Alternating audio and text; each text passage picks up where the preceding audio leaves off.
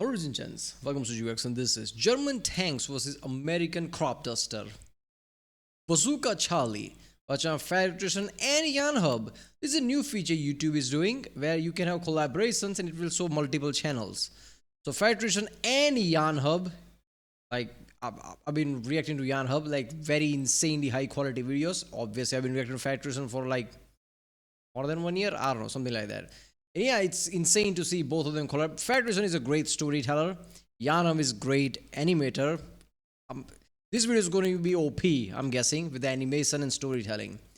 So yeah, Cropduster is that, like, basically literally Cropduster, like something that like throw fertilizer in the crops and things, that, you know, that wooden fan thing, as far as I know.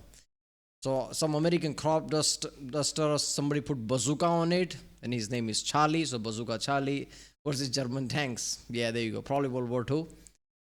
Yeah, let's show this one. Gene Razak from Starship Troopers, one of my favorite characters in cinematic history, the history and philosophy teacher that goes into combat when war starts and leads his former students. Well, I found the real life version, and it's even cooler than the movie. Today we're talking about Charles Carpenter. The Germans referred to him as the Mad Major, while his men knew him as Bazooka Charlie. A 29-year-old history teacher from Moline, Illinois, who would join the United States Army Air Corps after Pearl Harbor was attacked, and his younger brother, who was a fighter pilot in the Philippines, was captured by the Japanese. Through a series of events, he would become 29 is old, right? Because I'm pretty sure 18 and 20, that's the number usually go with, right? So 29 like is one of those. There was that like video from Federation where they were all around 30 years old and they were counted as old people.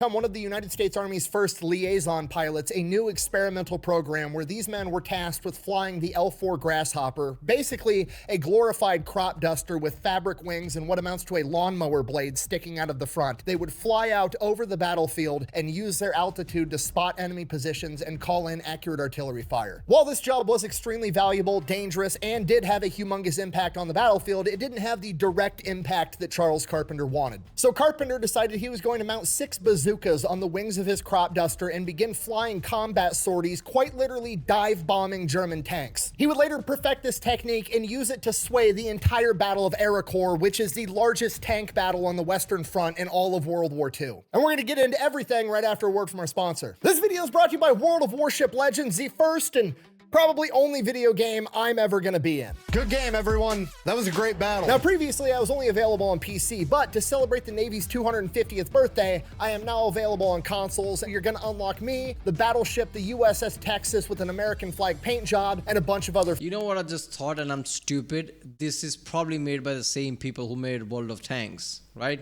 World of Warships. It makes sense.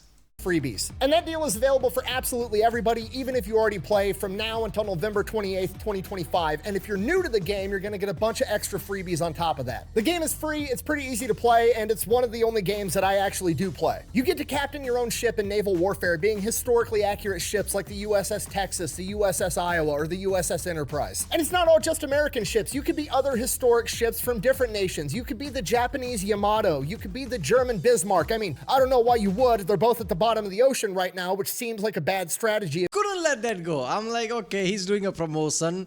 Maybe he will grind his teeth and just say, yeah, you can be Yamato, and just walk away. No. He had to come. Why would you want to be that coral reef? There you go. I've been watching Federation long enough that I know what he's gonna say.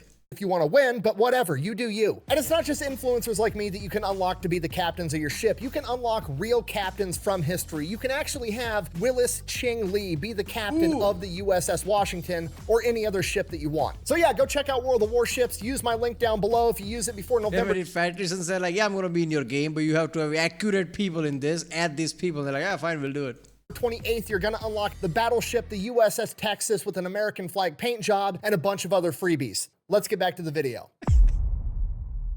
Our story begins August 29th, 1912. Charles Carpenter is born. He is the oldest of 6 kids. He has 2 brothers and 3 sisters. He grows up in Illinois, and like pretty much every other World War II hero we talk about, he grows up dirt poor. You guys know the drill. Unfortunately, the young Charles's dad was not that great of a guy. He had an alcohol problem, he had a gambling problem, and we don't really know how old Charles was when this happened, but in his childhood, his dad would end up losing their 1,000-acre farm in a gambling game, and he would walk out of their lives forever, abandoning his family family, his wife, and all 6 kids. Now, something like that happening would absolutely destroy most people, but Charles Carpenter is the main character, and without a positive male role model in his life, he turns to books, he turns to literature and reads all the great books he can find. And that becomes his positive male role model. That's how he learns how to be a man. And it works. He's super hardworking, he's very intelligent, does great in school, and he's a 3-sport athlete playing football, basketball, and track. Quote, "My creed. I have resolved to exert all of my efforts towards being a nobler and stronger fellow, a gentleman, a scholar, a friend,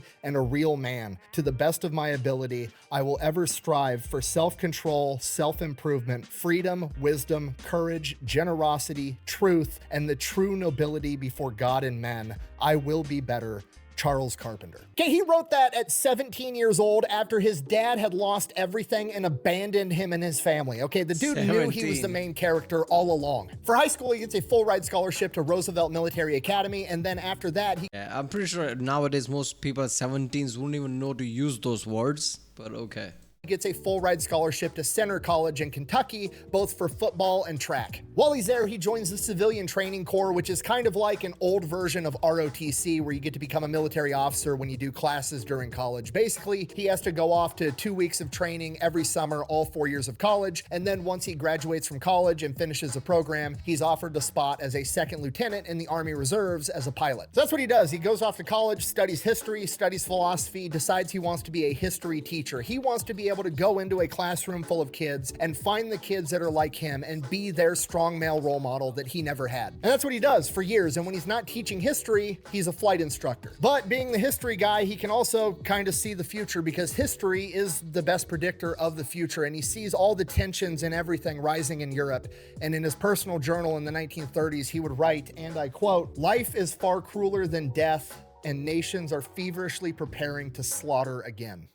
So he knew that World War II was coming, probably a lot sooner than most other people did, but he's one man. He's a history teacher in Moline. Obviously, with the hindsight today and with all the history at our hands, you could see how even in the 30s shit were happening. Like people like, yeah, even in the 20s and 30s, like, yeah, this is probably going to lead to World War II. But that's now, and with the history in our hands, basically, right? Back then, there was no internet. Like, if you really like read history, maybe you can pick up pattern.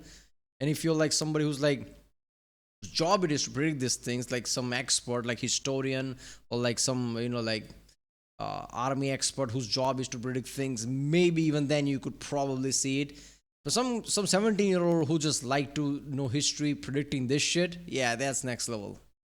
Illinois, what can he do? So he just keeps living his life. He keeps teaching history in the day, keeps teaching pilots at night, and then on the weekends he would go to the next town over to go to the dance hall to try to find a wife, a big dance hall called the Coliseum. One night at the Coliseum, he picks a lovely young lady out of the crowd. Elda, also known as Bunny, asks her to dance. They dance all night. They have a great time. She's awestruck that this perfect 10 of a man, he's got a job, he's athletic, he's handsome, is hitting on her.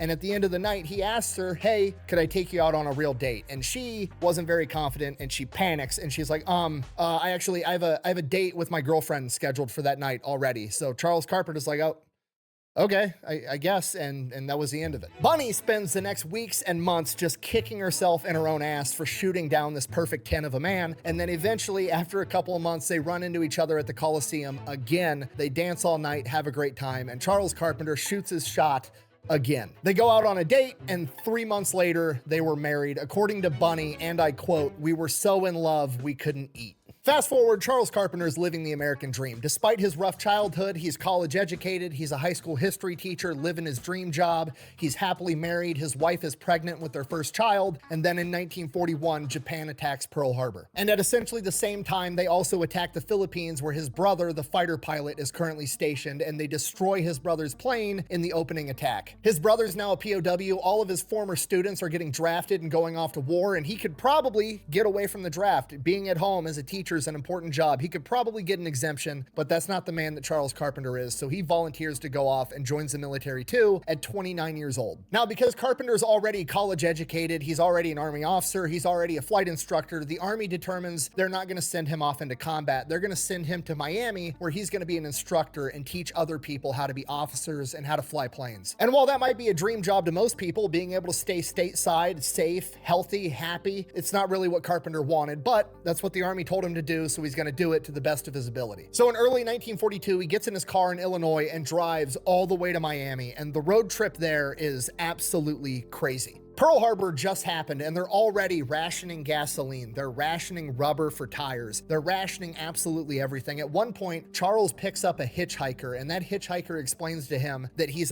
Yeah, this shit is so next level because America just saw World War One. They almost joined it. They did join it, but by then, like, war was essentially over.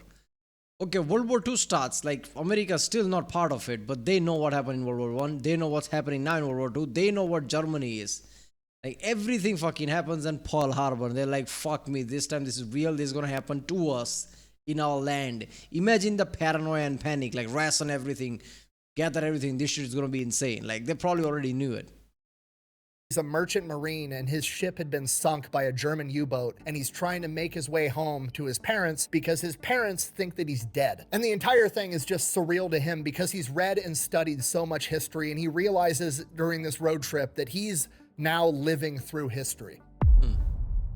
So he gets to Miami, starts doing his job, and it's not his thing. I mean, he's good at it. He can train people how to do stuff. He's a teacher. He knows how to teach. He knows what he's talking about, but he just feels wrong about the fact that he's teaching somebody how to go off and fight a war when he's never gone off and fought a war himself. So he decides that's what he needs to do. The problem is he's too valuable where he's at. They're not going to let him just change his orders and go join a normal aviation unit and abandon this teaching job because he's the best man for that job. The only way he's going to get out of these teaching orders is if he volunteers for something so dangerous that it's a volunteer-only basis, and he does exactly that. He volunteers to be a glider pilot. Okay, what is a glider? They were used on D-Day. They're a really big deal. Not a lot of people have heard about them. It's basically a giant kite that's shaped like a plane. Ken, I know what you're thinking. Why on earth wouldn't you just, I don't know, fly another plane into combat? Why are you going to tow a plane-sized kite behind you? Well, you got to remember it's World War II. Raw materials are scarce. They're rationing everything. We can't make planes fast enough. We need more planes. More planes isn't an option, so this is the next best thing, to make a giant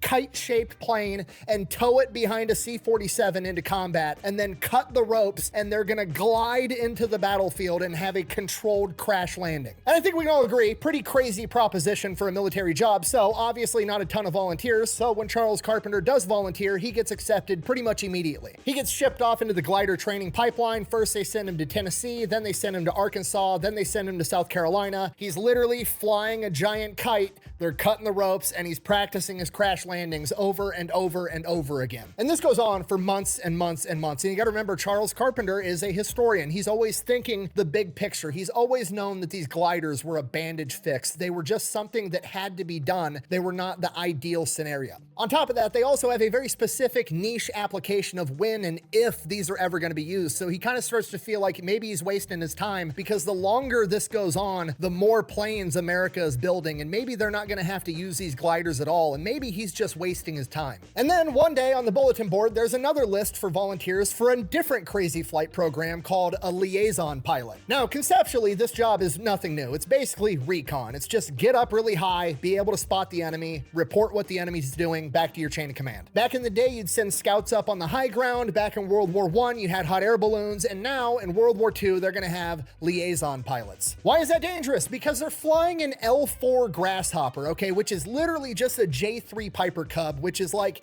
the most mass-produced trainer plane at this point in time. Like, if you were a pilot, you first learned how to fly a plane on a J3 Piper Cub. It's literally the Model T of airplanes. It's got fabric wings, like an 80 horsepower engine, and its top speed is like 85 miles an hour. It's basically a papier-mâché plane with a lawnmower blade sticking out of the front. And not only is it slow, it has no offensive or defensive capabilities. It can't engage the enemy, and it can't defend itself when it gets engaged. So literally, you're just going up in the air, getting eyes on the enemy, and hoping they decide not to shoot at you. And the reason the Army wants to use this feeble aircraft is because it's super easy to fly on, and you can land it in a random field. You don't need a runway, and you can take off and land in like 300 feet, which is actually where it got the name the L4 Grasshopper, because it's literally just a J3 Piper Cub, but the Army's got to give it a different name. And when the J3 Piper Cub was going through military testing, they were landing it in random fields, and this green little plane would hit the ground and skip and skid to a halt, and one of the generals said, "It looks like a damn grasshopper," and that's how it got the name,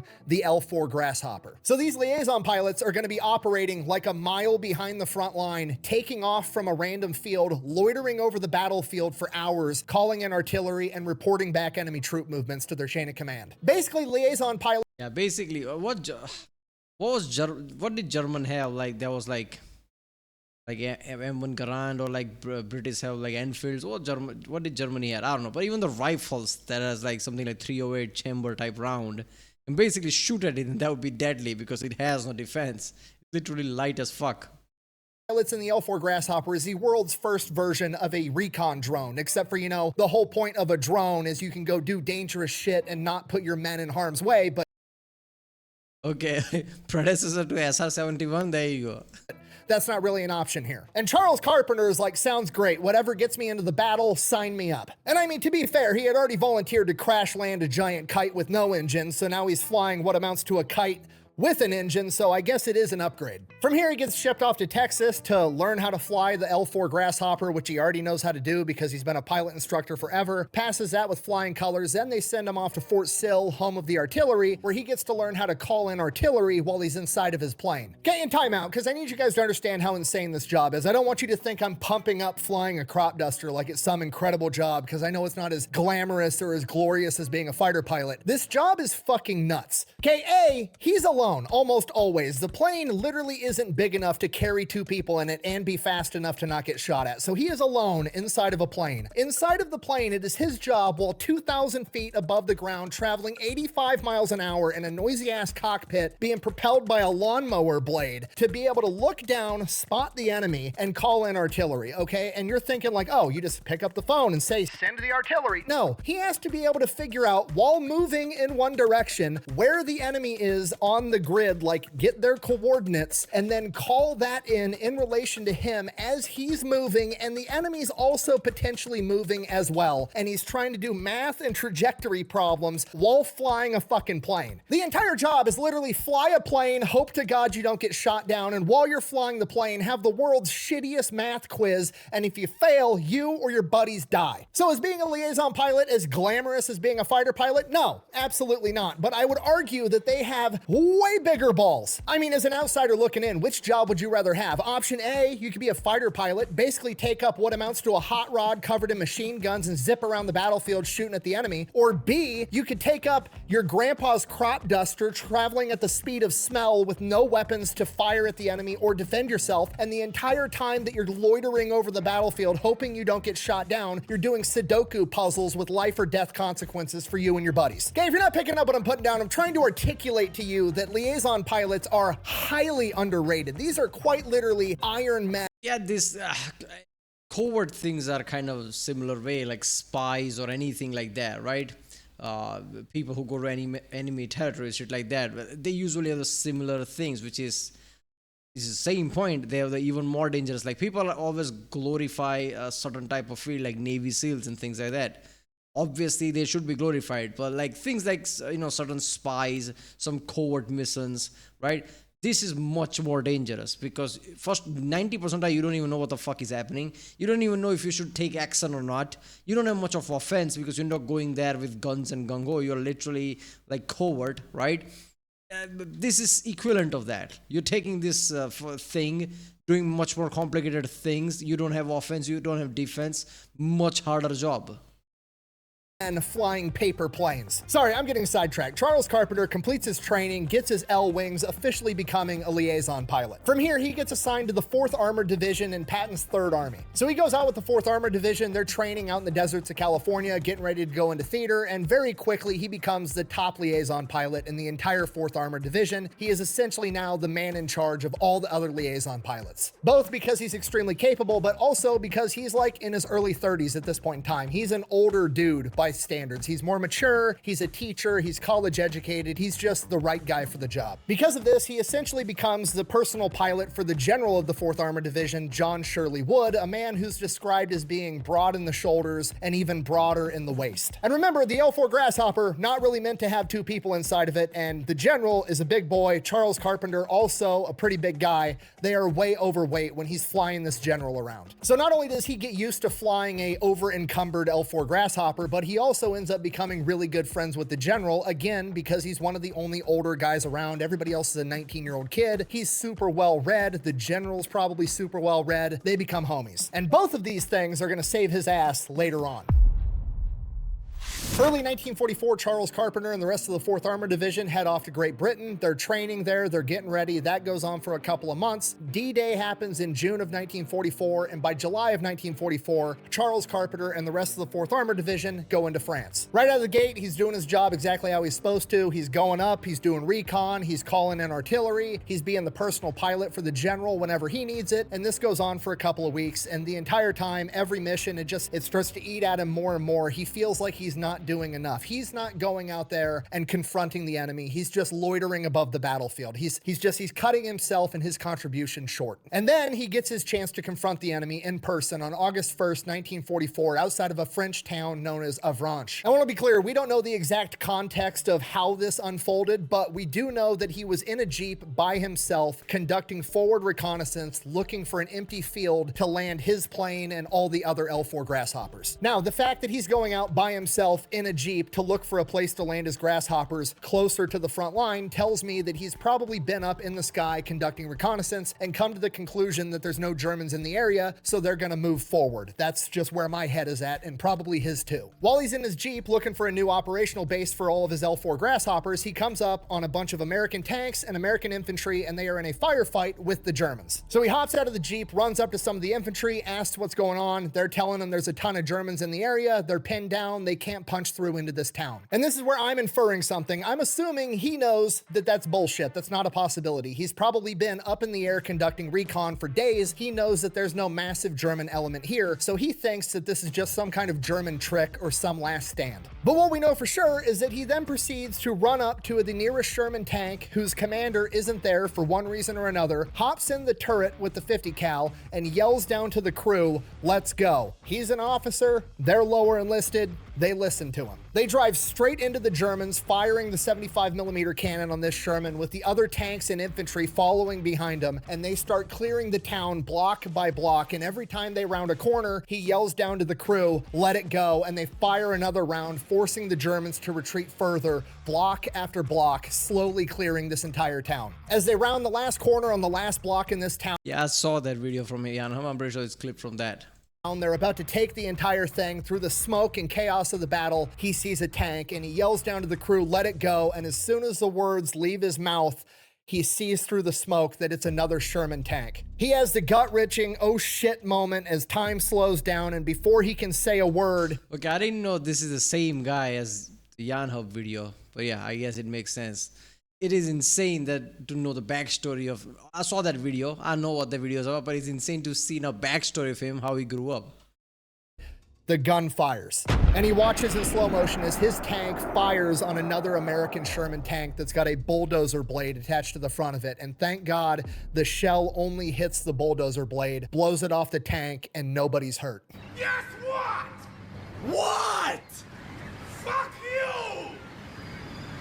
Fuck you! So that's great news. Nobody got hurt. Also great news, he just helped break through the German lines by leading this massive offensive into a French town. Bad news, the other tank commander who just got his bulldozer blade shot off crawls out of his tank and starts walking over to Carpenter's tank, rightfully furious and pissed off. And when he gets there, he's expecting to chew out, I don't know, another tank commander. And what he finds is a liaison pilot that's not even in this unit, that's not supposed to be there, that just commanded one of his tanks to shoot at his tank. It's only my third day out here. I don't know. So he goes from being furious to absolutely mega pissed, and to be fair, he's kind of justified. He immediately orders Charles Carpenter get arrested and says that he's gonna do everything he can to make sure he faces the firing squad for fratricide. What the fuck? Luckily, his homie, General Shirley Wood, finds out that his pilot and buddy has been arrested. He goes, springs him out of jail, but it's the wrong chain of command, and he doesn't have enough sway to be able to get rid of the potential court-martial that Charles Carpenter is now facing. So, at the very least, he's not going to be facing the firing squad, but he's still potentially looking at getting dishonorably discharged from the military. So, General Shirley Wood takes the case to the next tier higher, somebody that can resolve this issue, his buddy from West Point, General Patton. General Patton hears about what happened. He says something along the lines of, and I quote, "That's the type of fighting man I want in my army," and gets rid of the court-martial and wipes his slate clean altogether. Now that part we know happened for sure, but I mean, look, technicality matters, obviously. The rules matters for chain of command and everything. But there is time where you need to see, like, without him, none of this shit would have happened. Like, they wouldn't have break through the, line. Did he fuck up in the end? Yeah, but that's not his job. Okay. In the end of the day, it doesn't matter how good you do. Does fuck up matter? Yeah, it matters. Should you face consequences? Yeah. But in times like this, there needs to be higher power. In this case, General Patton. Recognize, like, yeah, this is probably like, yeah, I guess this is an issue, but it did more good than bad. I guess I'll let this go. This is why chain of command matters. This is why top authorities usually have this kind of power. Believe that this is the point where Charles Carpenter was not only given a second chance, but I believe Patton also gave him the Bronze Star with V device and promoted him to Major at this point as well.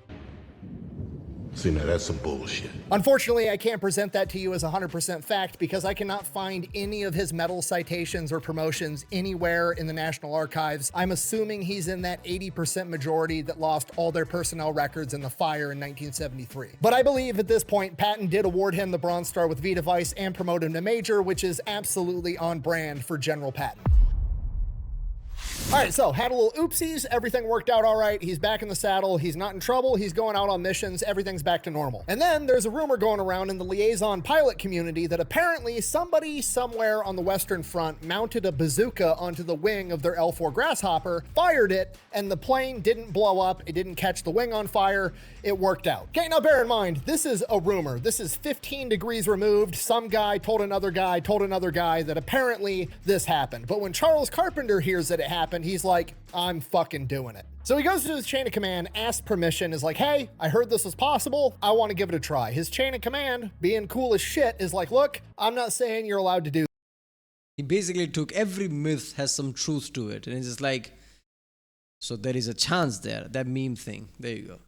That. I'm also not saying that if you did, I'm gonna stop you, which he takes as a green light, and he does it. Okay, bear in mind, this is a rumor. He heard from a guy who heard from a guy that this is theoretically possible, and he's gonna go out there and actually figure out how to do it. There's no YouTube tutorial, there's no how-to, there's no pictures of how it was done. He's just gonna go out there and figure out how to mount a bazooka onto his plane. Which, to be fair, doesn't sound like it would be that complicated until you actually start to think about the fact that this is borderline approaching rocket science, right? I mean, you can't just be strapping big, heavy metal tubes onto the wings of aircrafts and expect it to not interfere with, I don't know, aerodynamics, weight distribution, all the shit that goes Newton's laws, everything. You need to figure all shit out. And I don't know, keeping a plane in the fucking sky. That's simply not possible. Why isn't it possible? It's just not. Why not, you stupid bastard? And if you don't believe me, go make a paper airplane, throw it across the room, watch it go, and then pick it up, strap some weights to each wing, and throw it again and see how different it flies.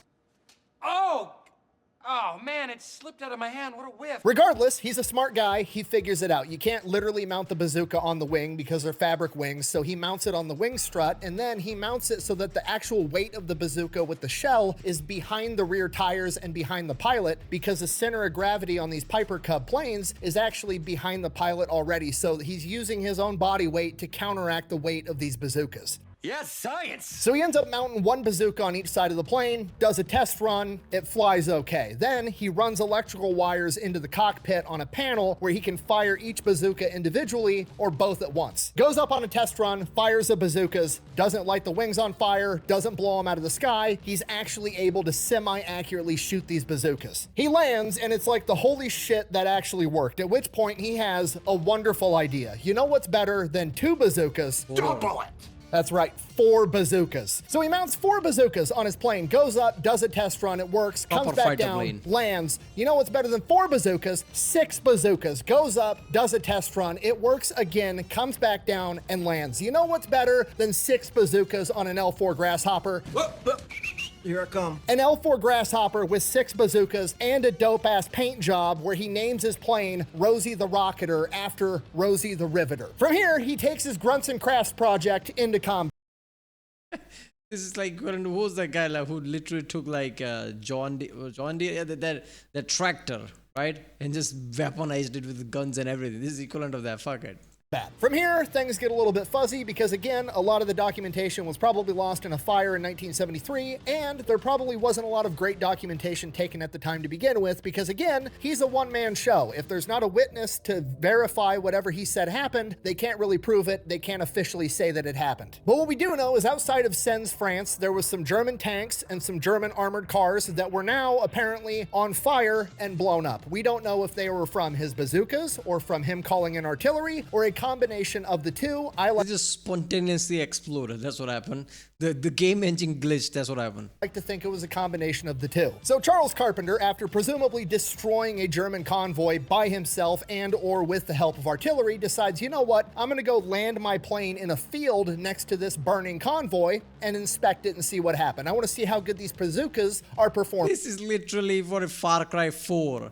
Very basically equivalent type of plane. This weird ass like one man, like flying helicopter thingy that's wooden and shit. I literally played entire Far Cry 4 like that. Go in the air, use the one-handed like grenade, blow shit up, land, check things out, loot, and there you go. He's literally playing a video game at this point.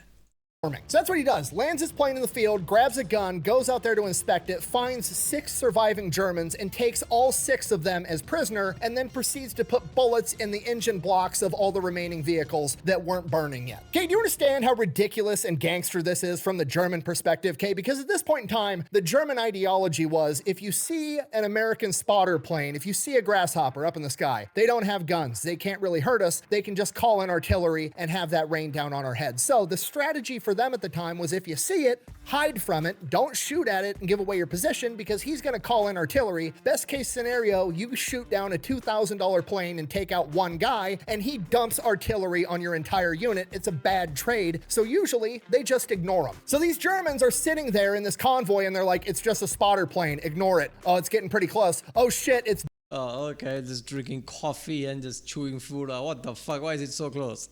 diving on us, and then it starts shooting bazookas at you and calling in artillery, destroys your entire convoy. Then the pilot proceeds to land in the field next to you and get out of the plane like dad coming home from work and capture you as prisoner. From here, word spreads like wildfire. He should have just slapped one of them like, fucking idiot. Get your ass out of here. There's some crazy ass major out there somewhere on the Western Front flying a Cropduster around shooting bazookas at Germans. From here, people start calling him the Mad Major, Bazooka Charlie, and he pretty much gets told, I mean, do whatever you want. You can call in artillery, you can shoot bazookas at people. Remember, he's good buddies with the top general. He's the only guy doing this. It seems to be effective. Why get in his way? Let him keep blowing up Germans. Everything works out. So that's what he's doing. He's just going up in the air, calling in artillery when he sees fit, shooting bazookas when he sees fit. Everything's going great. And during this time, he really refines the method, okay? He kind of figures out as close as you can how to accurately aim these bazookas. I mean, at the end of the day, it's basically a giant bottle rocket. The bazooka is going to do what the bazooka wants to do, but he kind of gets a feel for where they usually go on average. He's got markings on his windshield inside the cockpit for where the bazooka should land. On top of that, he refines how he does his attack runs. He comes in at like 800 feet, does this corkscrew maneuver, goes down, drops to 300 feet, levels out, fires his bazookas, and then dives straight up, literally pulling G's in a fabric plane. And again, at this point in time, we have no idea how many other missions he ran, how many trucks or armored vehicles or tanks that he took out. On top of that, even if he did take out tanks, not many people would believe him. And that's because at this point in time, bazookas weren't very successful against German tanks. German armor was incredibly thick, and a bazooka, more often than not, even if you scored a direct hit, was not going to penetrate the front or side armor of a German Panther or a German German Tiger tank. But what most people didn't realize at the time, he's not shooting at a German Tiger tank from the front or the side, he's shooting at it from the top, like an early version of a Javelin missile, literally hitting the tank at its weakest possible point, because no engineer could have ever foreseen, what if somebody was flying above you with a fucking bazooka? At no point in the German engineering process did any of the engineers say, yeah, but what if a crazy history teacher from Illinois and a crop duster covered in bazookas develops the pro gamer move?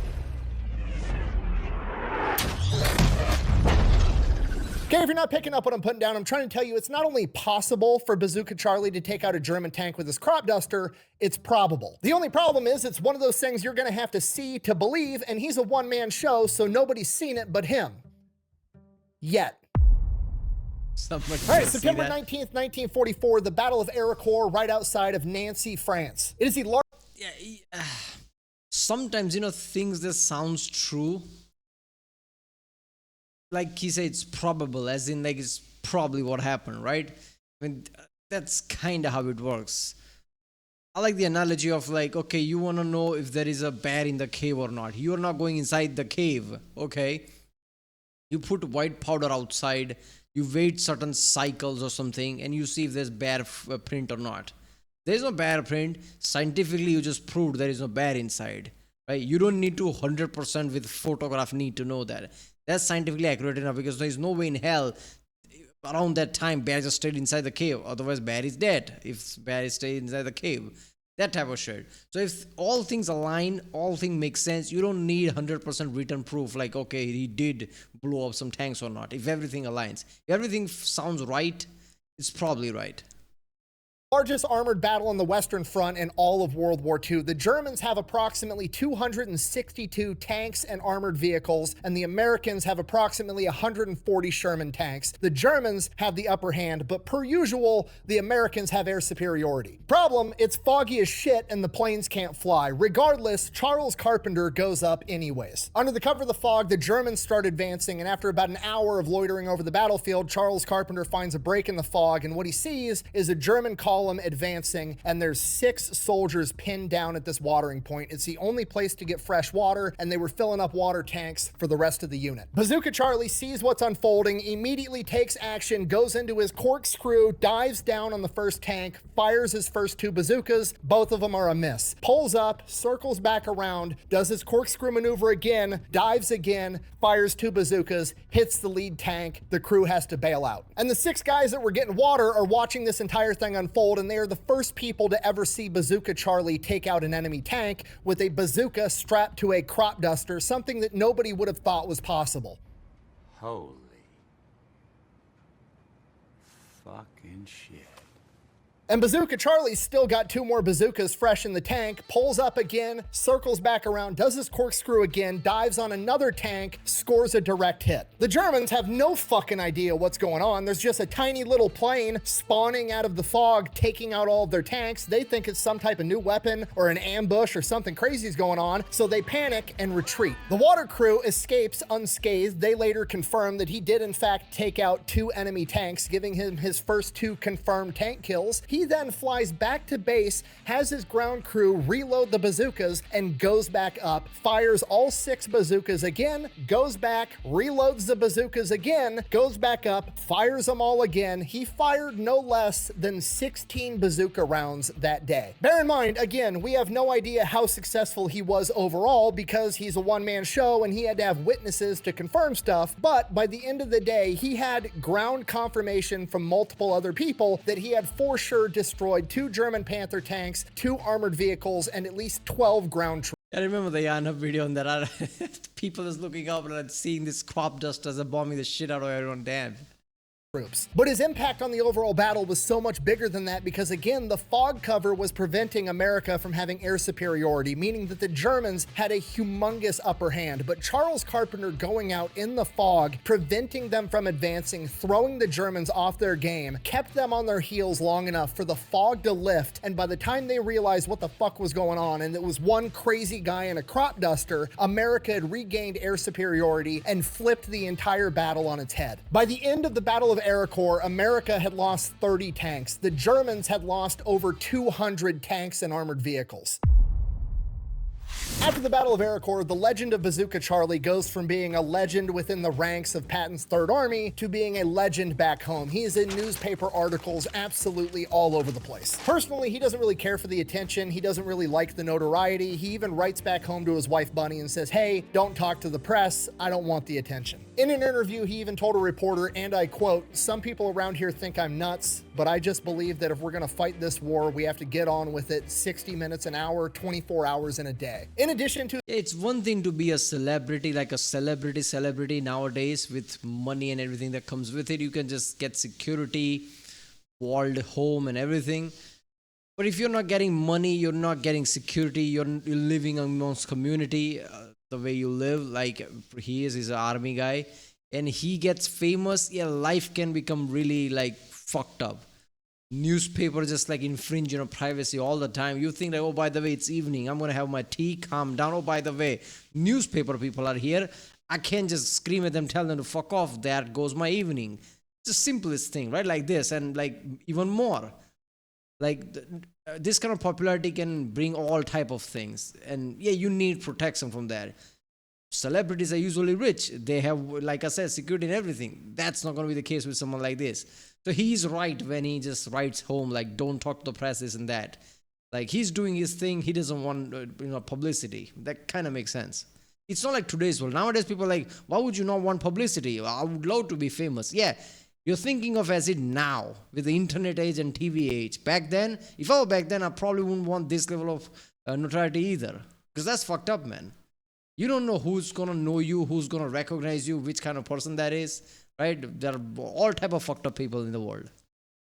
his newfound notoriety, he also has to deal with the fact that the Germans have caught on to his battle strategy and they have changed their tactics to ignoring spotter planes, to shooting absolutely everything they have at them all the time. Regarding that, he told a reporter, and I quote, "Word must be getting around among those to watch out for cubs with bazookas on them. Every time I show up now, they shoot everything they have. They never used to bother cubs. Bazookas must be bothering them a bit." Despite that, Bazooka Charlie goes out and continues to do Bazooka Charlie things, keeps going out on missions, keeps shooting his bazookas, keeps calling in artillery. And again, I reiterate for like the 15th time, we don't know how many enemy tanks and armored vehicles he took out during this time period because, again, he's a one-man show and everything has to have multiple eyewitnesses to be confirmed. Despite that, over the next month in October of 1944, he manages to bag 4 German tank kills confirmed, 2 of which were the German Tiger heavy tank, the baddest tank of World War II. The other 2 were allegedly Panther tanks. Not just badass, it's like double the defense and everything. Like shells that penetrate other tanks would not penetrate Tiger.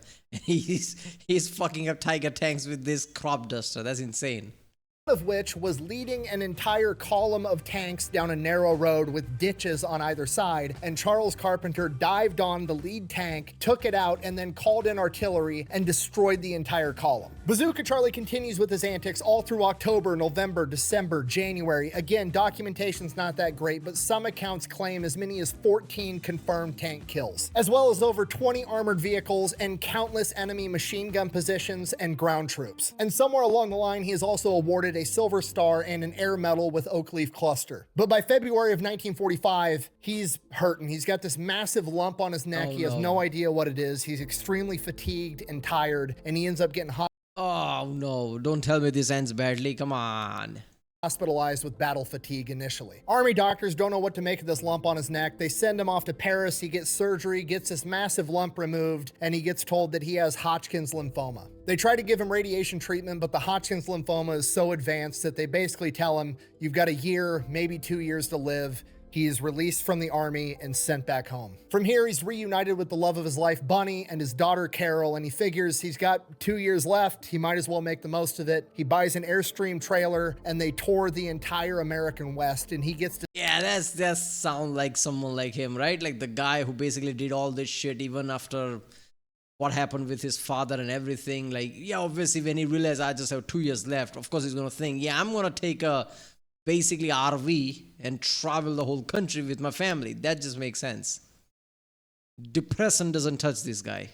to see all of the country that he fought for. Fast forward early 2000s, his daughter Carol is now in her 60s, and it's the early days of the internet, and she gets on the internet one day and she's reading on war forums and she finds a thread about her dad, and it's people talking about this crazy guy named Bazooka Charlie that supposedly mounted bazookas onto a crop duster and eliminated a bunch of German tanks. But because there's such a lack of documentation and everything else, all the comments are doubting the validity of this story and nobody believes it. So she gets in this forum and she starts posting pictures that she has of her dad in theater, and she starts reading all of the letters that he had written back home to her mom, Bunny, and she helps validate this story and it becomes a known fact. She then, with some help of some other people in the aviation community, goes on to write a book about it. And in one of the pictures that she has of her dad posing next to his plane, Rosie the Rocketer, you can actually read the serial number on the plane, and aviation people track down Rosie the Rocketer and find her in a museum in Austria. They buy the plane, bring it back home, and restore Rosie the Rocketer to her wartime paint job. And Carol's daughter, a graphic designer, gets to actually paint the old paint job of her grandfather on the plane. But that's not even the best part. The best part is that after Charles and Bunny and Carol got to tour the American West in their Airstream trailer,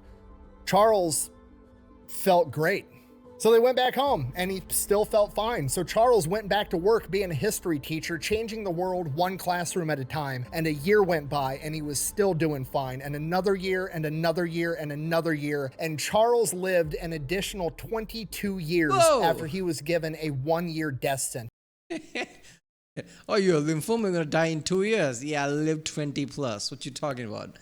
That shit happens even in today, man, even with the modern tech. Back then, like, tech must, like, what tech?